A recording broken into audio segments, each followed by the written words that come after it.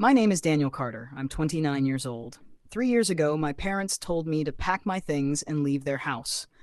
Not because I was in trouble, not because I was lazy, but because, in their words, I was not going anywhere. I still remember my dad standing in the kitchen, arms crossed. "You're almost 30, he said, and you're still figuring yourself out. That's not ambition, Daniel. That's drifting." My mom didn't even look at me. "Your brother has a real career," she added. "You design logos on a laptop." They laughed. I didn't. That night, I packed 2 suitcases and left through the same front door I used to run through as a kid. I didn't slam it. I just closed it quietly. But here's the part they didn't know. 6 months before that conversation, I already helped them save their business, and my name was on the paperwork. Before I continue, if you're watching this, tell me where you're from and what time it is there. I always read the comments. I grew up in Dayton, Ohio. My parents owned a small printing shop. Nothing glamorous. Flyers, business cards, banners for local events. It was steady money, hard work, long hours. My older brother Michael was the pride of the family. MBA, corporate job, clean suits, perfect LinkedIn. I was the creative one. I studied graphic design, freelanced, built websites for small businesses, made enough to pay my bills, not enough to impress anyone at Thanksgiving. Every holiday, it was the same joke. "So Daniel," my uncle would grin, "still drawing pictures?" And my dad would chuckle. "He's exploring. Exploring."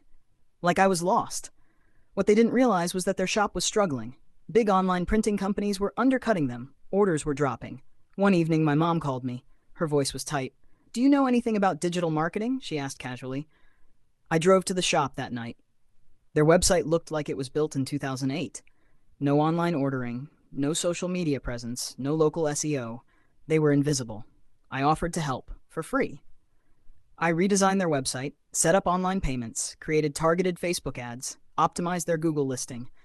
Within 4 months, online orders doubled. Dad never said thank you. He just said, "Well, that's useful." Then came the real problem.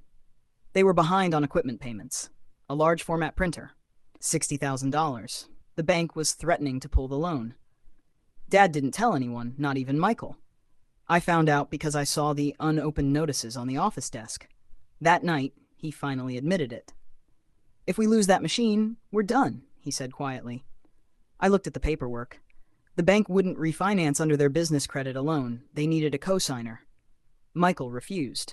"I can't tie my name to something unstable," he said over speakerphone. Unstable. I didn't hesitate. "I'll sign," I said. Dad stared at me. "You don't even make that much money." "I make enough," I replied. The loan was refinanced, under 2 names. Thomas Carter. Daniel Carter. 6 months later, business improved. Online sales kept climbing. Walk-ins returned because of digital ads. Revenue stabilized. And that's when they told me I wasn't successful enough to live under their roof. The night they kicked me out, my dad said something that stayed with me. "You need to learn what real responsibility looks like." I almost laughed. Instead, I left.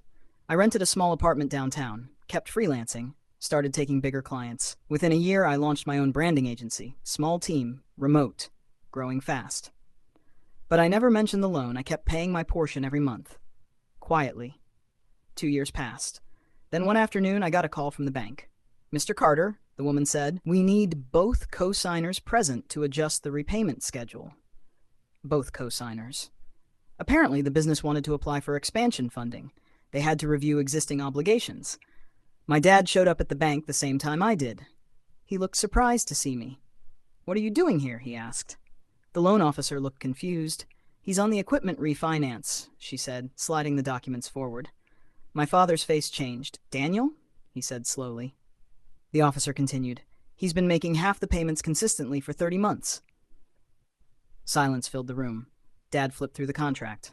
There it was. My signature, black ink, 3 years old. "I didn't know you were still paying," he said. "You never asked," I replied. That evening my mom called. Her voice sounded different. "You co-signed?" she asked. "Yes." "And you've been paying?" "Yes." Another pause. "We thought Michael handled everything."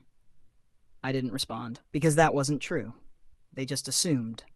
A week later, my parents came to my apartment. Not to lecture, not to advise, to sit.